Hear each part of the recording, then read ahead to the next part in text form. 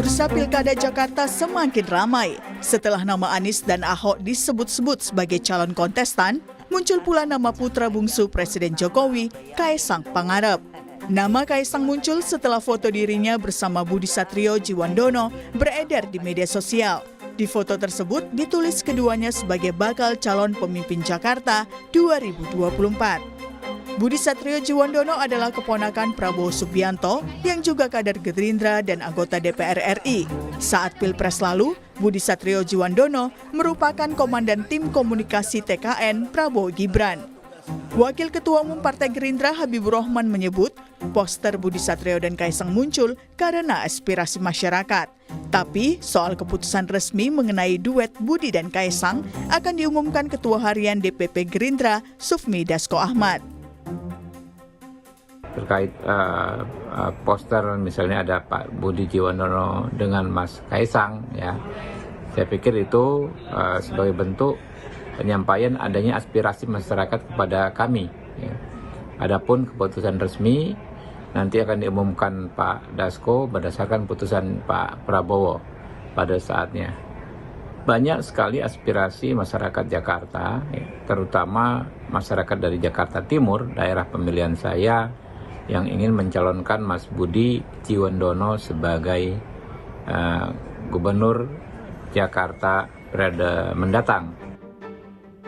Di tengah ramai foto Budi Satrio dan Kaesang untuk Jakarta 2024, secara mengejutkan Mahkamah Agung mengabulkan gugatan batas usia minimal pencalonan kepala daerah yang diajukan Ketua Umum Partai Garuda Ahmad Ridha Sabana. Dalam putusannya, MA meminta KPU mencabut pasal 4 ayat 1 huruf D PKPU nomor 9 tahun 2020. Ketentuan tersebut mengatur syarat usia minimal bagi calon peserta pilkada. Sebelumnya pasal 4 ayat 1 PKPU menyatakan berusia paling rendah 30 tahun untuk calon gubernur dan wakil gubernur dan 25 tahun untuk calon bupati dan wakil bupati atau calon wali kota dan wakil wali kota terhitung sejak penetapan pasangan calon. Setelah permohonan uji materi dikabulkan MA, maka bunyi pasal 4 PKPU nomor 9 tahun 2020 berubah menjadi berusia paling rendah 30 tahun untuk calon gubernur dan wakil gubernur dan 25 tahun untuk calon bupati dan wakil bupati atau calon wali kota dan wakil wali kota terhitung sejak pelantikan pasangan calon terpilih. Putusan MA ini pun dikomentari oleh PDI Perjuangan. Menurut PDIP, putusan MA merupakan pengkhianatan terhadap cita-cita reformasi. Kami dari PDI Perjuangan melihat ini adalah bagian dari suatu rentetan yang telah dimulai sejak putusan MK nomor 90 2023 yang mencerminkan bahwa negeri ini seakan dipaksa untuk menerima pemimpin yang belum cukup usia dan juga minim prestasi dan pengalaman maupun rekam jejak.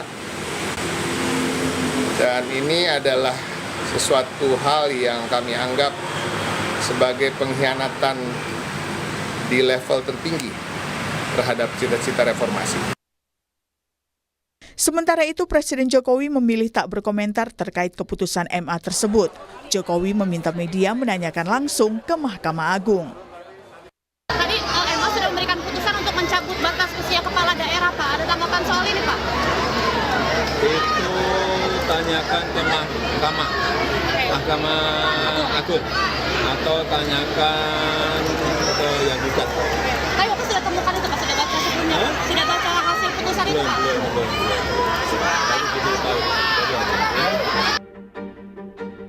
Lalu akankah duet Budi Satrio Djiwandono dan Kaesang Pangarep akan terwujud? Siapkah keduanya bersaing dengan Anies di Pilkada Jakarta?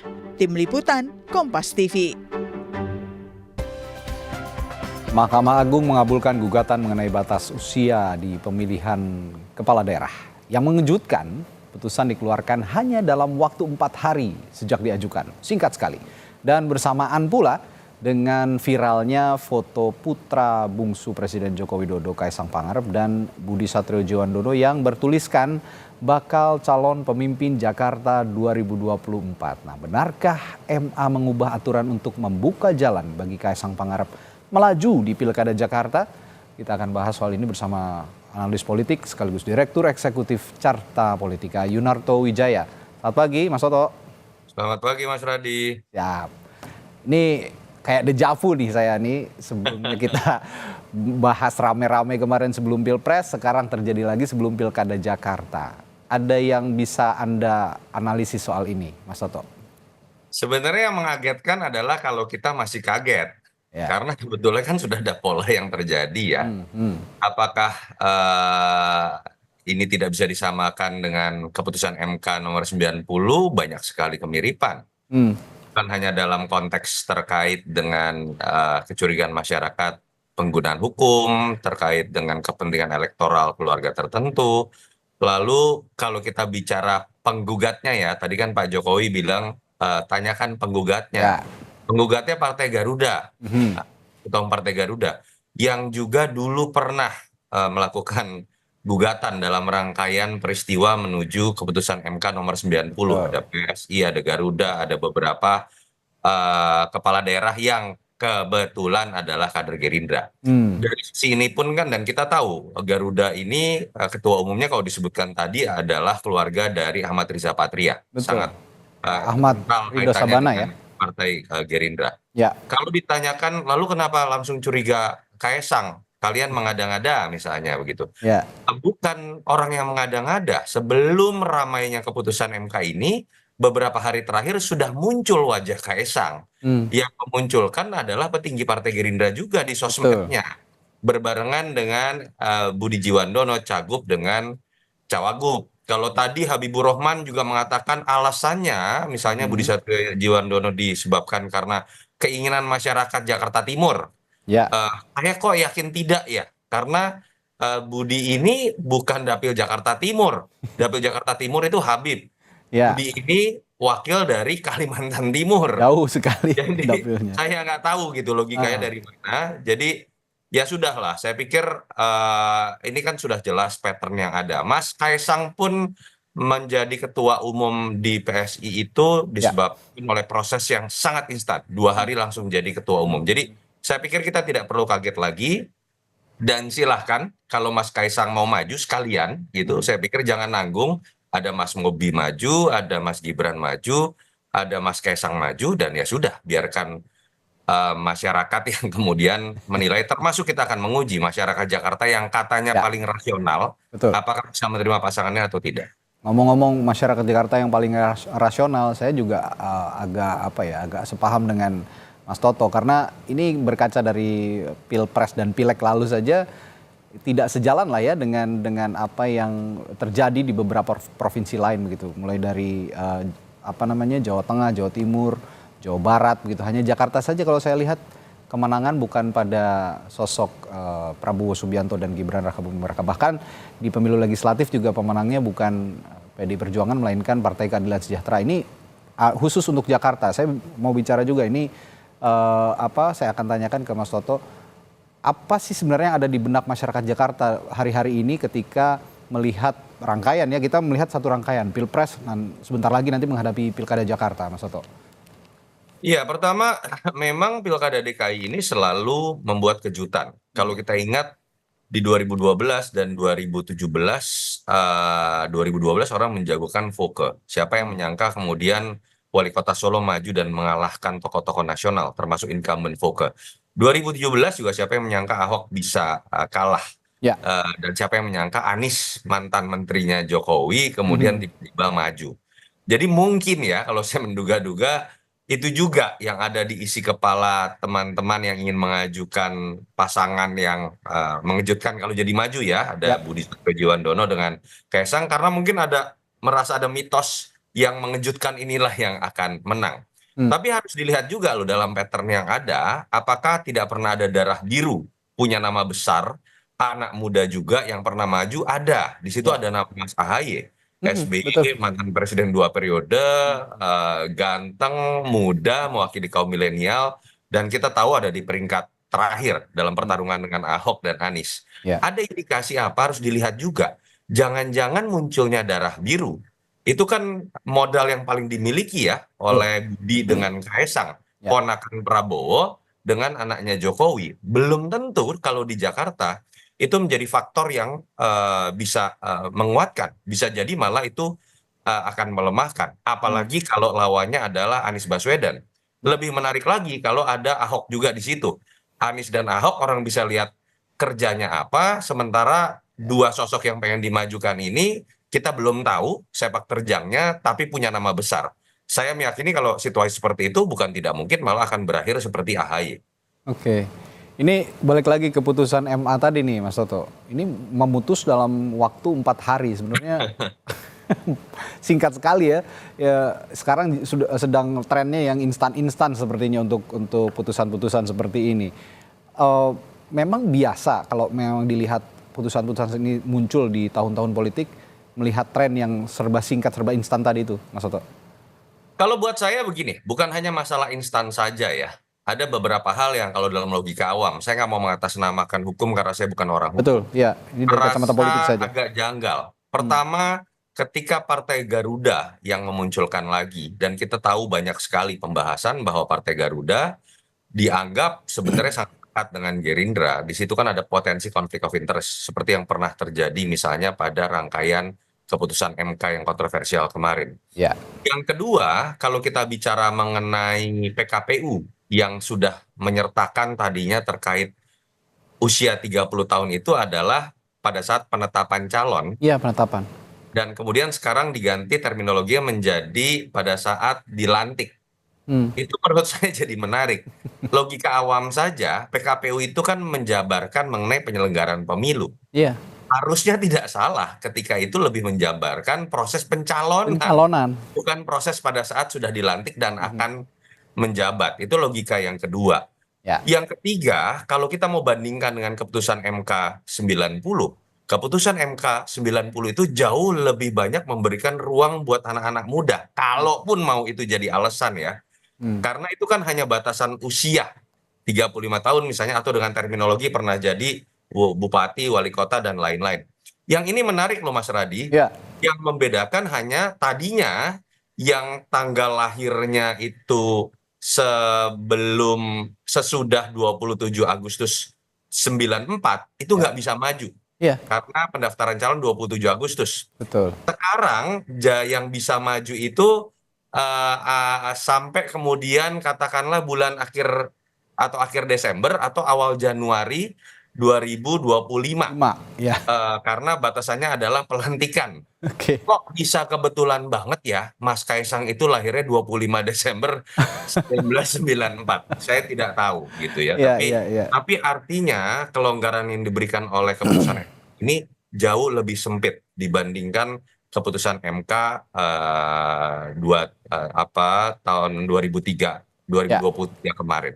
Ini yang menyebabkan menurut saya tidak salah kalau orang curiga, ditambah sudah muncul poster terlebih dahulu sebelum munculnya keputusan MA. Tapi apakah Kaisang pasti maju? Saya belum yakin bahwa Kaisang pasti maju juga. Ya. Tapi andai kata tidak maju, ini menurut saya bukan didasarkan pada kesadaran tentang kode etik demokrasi. Mereka seperti akan lihat survei dulu. Kalau surveinya jelek, test walaupun water ya. MA udah dibuat, mungkin belum tentu maju. Iya. Ini kalau ngomong balik lagi soal aturan tadi yang diubah oleh Mahkamah Agung yang memerintahkan KPU untuk merubah PKPU tadi, ya secara hukum memang kita belum bisa menelaah ya, karena kita bicara dalam tataran politik gitu ya, ini legitimate atau tidak. Tapi secara politik memang logika nalarnya tidak masuk, seperti yang dijelaskan Mas Toto tadi, bahwa ini kan pemilu, ini kan idealnya melihat syarat usia itu berdasarkan pencalonan ya, tahapan pencalonan, bukan pada saat pelantikan. Nah, saya ini dapat berita terbaru juga nih barusan, ternyata Budi Satrio Djiwandono ini baru saja mengatakan tidak akan maju nih, menyatakan tidak akan maju di Pilkada Jakarta. Ditugaskan oleh Pak Prabowo tetap berada di DPR, katanya begitu. Ini gimana nih? Ada dinamika yang baru lagi. Saya kok agak pesimis ketika pernyataan-pernyataan, ya ibaratnya begini, kalau sekarang trennya berubah. Kalau biasa kita masang sen kanan terus, tiba-tiba beloknya ke kiri begitu. Nah, seringnya begitu belakangan ini di iklim politik di Indonesia. Kalau Anda melihat pernyataan Budi Satrio ini bagaimana dengan kemarin yang sudah viral gitu fotonya bareng Kaisang? Ya, pilihannya dua ya kalau terkait dengan fenomena politik dinasti, memaju-majukan anak mantan presiden, anak presiden terpilih misalnya.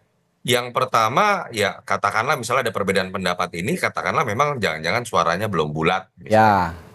Ya. Pilihan kedua misalnya bisa juga ini sekedar testing the water. Secara tidak langsung nama Budi Satriojiwandono pengenalannya atau awareness-nya akan naik nih.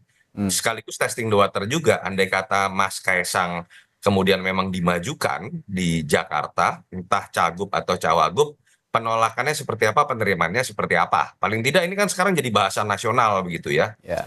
Yang ketiga tidak mungkin juga ada fenomena belum tentu loh nama besar yang dipakai nih untuk memajukan ponakannya, anaknya itu 100% mau atau bermula dari ide-ide beliau-beliau ini. Saya sebut sajalah Prabowo atau Jokowi. Jangan-jangan nafsu besar ini lebih banyak muncul dari sekeliling bapak-bapak tersebut, entah Pak Prabowo atau Pak Jokowi. Ya.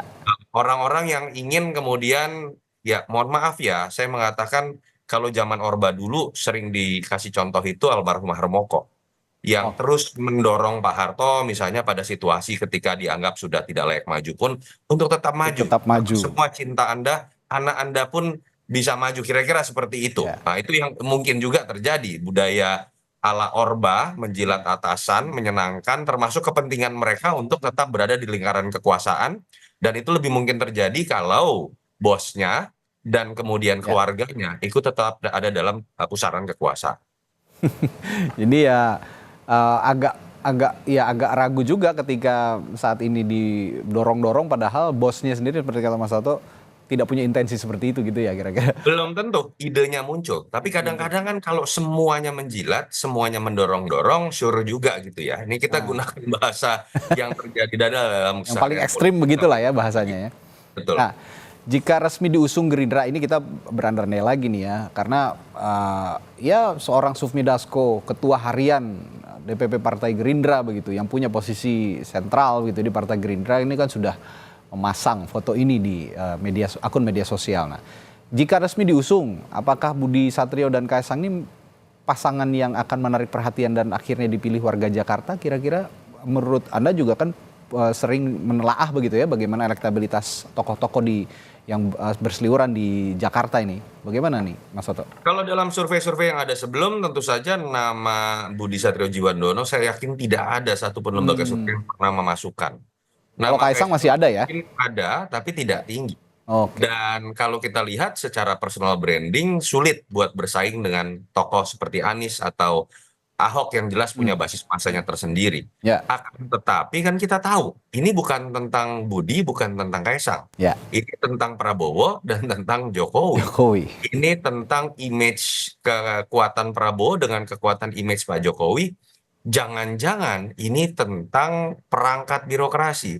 Jangan-jangan ini tentang bansos. Jangan-jangan ini tentang aparat. Maaf ya, itu kan yang menjadi pembahasan ketika Presiden maju dalam gugatan MK pada saat Pilpres kemarin. Artinya ketika ponakan Presiden terpilih dan anak dari nanti Pak Jokowi akan jadi mantan Presiden maju, itu juga yang mungkin akan jadi kontroversi. Dan menurut saya ini akan menyita perhatian publik yang harusnya publik di Jakarta berdebat tentang penanganan banjir, tentang penanganan kemacetan, tentang penanganan polusi, bukan tentang misalnya politik dinasti, bukan tentang penggunaan aparat dan lain-lain. Bahkan bukan tidak mungkin itu akan menyita percakapan dari pilkada serentak yang jumlahnya akan ada ratusan. Saya berharap apa yang terjadi pada beberapa bulan lalu dalam Pilpres itu tidak menjadi bahasan yang sama pada saat kita menikmati pilkada serentak nanti. Iya, tapi sulit juga untuk memisahkan apa yang terjadi di Pilpres jika memang nanti terjadi seperti ini. Meskipun kata Mas Toto tadi Budi Satriojiwandono, Kaisang Pangarep, ini namanya sebenarnya tidak pernah ada dalam radar survei elektabilitas sosok begitu. Tapi kalau memang dimunculkan dengan perangkat yang begitu hebat, bukan tidak mungkin kan bisa menyaingi seorang Anies Baswedan dan Basuki Cahayapurnama, Mas Toto. Lagi-lagi saya melihat Jakarta agak berbeda ya. Agak beda ya? Iya. Apakah dan masyarakat... kalaupun dipaksakan itu akan sulit begitu ya? Saya sih senang kalau kemudian keduanya maju. Karena menurut saya itu bisa jadi potensi bumerang terhadap apa yang disebut dengan politik dinasti, Oke. terhadap apa yang disebut dengan potensi TSM ya. Ya, Tapi saya melihat tetap ini berbahaya malah kalau kita ingin memberikan masukan positif ya buat Budi Satrio Djiwandono sama Mas Kaisang. Budi Satrio Djiwandono ini saya melihat dalam konteks keluarga Pak Prabowo sosok yang sebenarnya secara branding bisa luar biasa. Dia anak muda, dia punya penampilan menarik, dia pintar dan ya. bisa dikatakan simpatik ya kalau image kita lihat dalam gaya komunikasi di daerah. Sosok ini bisa jadi pengganti Pak Prabowo tanda kutip kalau kita lihat dalam image-nya, dalam track record-nya. Terlalu disayangkan kalau kemudian langsung dicemplungkan dalam image yang tidak terlalu baik. Ya. Image-nya seakan-akan nebeng omnya dalam logika politik dinasti. Begitu pula Mas Kaisang, sudahlah budaya instan ini cukup melekat di Mas Kaisang pada saat masuk menjadi ketua umum partai. Umum partai. Masa ketua umum partai, anak presiden hanya menjadi cawagup dan masih nebeng nama ayahnya, itu menurut saya juga kasihan buat Mas Kaisang. Iya. Jadi berartilah orang-orang di sekitar yang sepertinya terus mengojok-ngojokkan keluarga Pak Jokowi dengan Pak Prabowo, biarkan mereka berkembang dan menunjukkan sebuah karya dan prestasi, dan itu akan lebih membuka kemungkinan mereka berkarir politik. Oke. Tapi yang menarik begini Mas Toto, ini ya MA sudah berputus begitu dan tinggal memerintahkan KPU untuk mengubah PKPU soal aturan syarat calon batas usia calon gubernur dan wakil gubernur. Tapi saya melihat juga ada berita ini di salah satu harian atau mungkin media online begitu bahwa PKS menyetujui ternyata sepakat dengan putusan ini. Ada apa ini? PKS kan juga pada saat Pilpres lalu sangat menentang begitu ya dengan adanya putusan 90 di Mahkamah Konstitusi. Tapi kali ini bagus katanya. Berarti anak muda bisa maju nih katanya gitu kira-kira. Dan nggak mungkin kan ini juga diubah lagi begitu kan, sudah diubah masa diubah lagi. Itu sisi positifnya ya. Tapi kalau kita lihat dari sisi persaingan dan kepentingannya, PKS kan jelas DPW-nya sudah mengajukan nama Mas Anies Baswedan. Artinya misalnya kita sepakat bahwa PKS seperti akan mengajukan Mas Anies. Coba Mas Radi pikir, lebih mudah melawan Budi Satrio Djiwandono dan Kaisang atau lebih mudah melawan Ridwan Kamil? Menurut saya lebih sulit melawan Ridwan Kamil. Karena surveinya menyatakan Ridwan Kamil bersaing dengan Anies Baswedan. Jadi itu yang saya sebutkan tadi, jangan sampai kemudian upaya mengojok-ngojokkan nama keluarga bos begitu ya, ponakan dan anak, itu malah membuat lawan politik tertawa. Yang akan jadi korban itu bukan yang mendorong-dorong, mereka sih tetap jadi tim sukses dan tim sukses ini tetap selalu sukses, entah calonnya kalah atau menang. Tapi nama seperti Budi Satrio Djiwandono dan Kaisang yang harusnya masih punya waktu lama untuk bisa menjulang tinggi dalam karir politiknya, tiba-tiba dijerumuskan dan kemudian nama mereka yang jelek kalau sampai maju dan kalah ya. Dan di atas kertas kalau saya jadi pendukung Anies Baswedan, saya lebih senang melawan pasangan ini dibanding Ridwan Kamil ataupun Ahok. Karena di atas kertas masyarakat Jakarta jauh lebih rasional dan terbukti pada saat majunya Mas Ahaye 2017, penolakan terhadap politik dinasti itu cenderung tinggi. Saya kok agak suuzon nih pernyataannya Mas Toto, mau mengarah ke biar dirasain sendiri nih katanya. Kalau memang nyemplung di Jakarta, kalau kalah biar tahu rasa sendiri gitu ya kira-kira ya. Saya malah memberikan peringatan, yang tertawa seperti teman PKS itu yang saya agak curiga. Ya. Termasuk PKS saya rasa begitu ya. Ini agak satir juga sebenarnya ya. Jelas satir, dan menurut saya memang pendukung Mas Anies ini agak berpikir kerasnya itu akan terasa ketika melawan Ridwan Kamil. Dan sangat mungkin Ridwan Kamil itu akan maju kalau dapat restu dari Pak Prabowo dengan Pak Jokowi membawa nama koalisi besar 02 yang akan diteruskan di Pilkada DKI nanti. Oke deh kalau gitu, masih ada beberapa waktu ke depan, kita lihat seberapa serius sih. Masih akan banyak kejutan lagi. Ya, masih akan banyak kejutan dan seberapa serius sih sebenarnya pasangan Budi Kaisang ini untuk maju di Pilkada Jakarta. Apakah memang punya niat yang benar-benar serius, karena penantangnya juga nggak main-main dan masyarakatnya juga tidak main-main begitu ya. Publik yang akan memilihnya juga tidak main-main, berbeda dengan daerah lain. Pasangan Budi Djiwandono dan Kaisang ini bisa survive sampai pencalonan dan juga mungkin nanti pas pemilihan di Pilkada Jakarta. Baik, terima kasih Direktur Eksekutif Carta Politika Yunarto Wijaya telah berbagi perspektifnya pagi hari ini. Sampai Indonesia Pagi. Terima kasih Mas.